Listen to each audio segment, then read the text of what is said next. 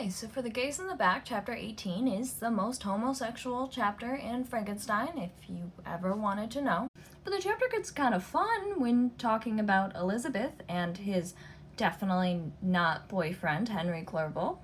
So for the brief stint, we go back to his childhood home. Victor describes to his dad that, even though his dad's old and infirm, he's going to put off marrying Elizabeth till he's back from his research trip in London, which is code word for him trying to make flesh human. He thinks, once that's all resolved, that's when I can marry Elizabeth.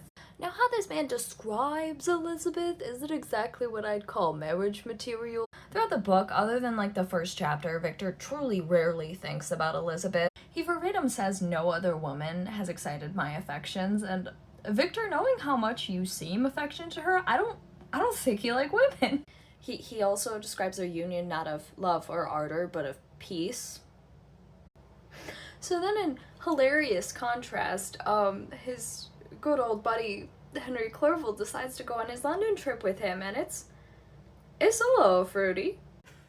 Victor describes Henry as being formed in the very poetry of nature, and describes his form as being so very divinely wrought.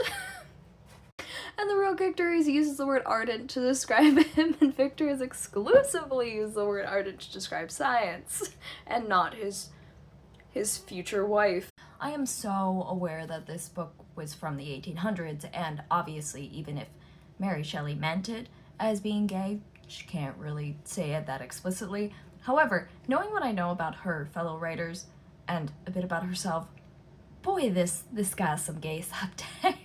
I may be one of Victor's #1 haters, but sometimes I think about how much nicer his life would have been if he ardently focused on Henry Clerval instead of ardently focusing on weird science.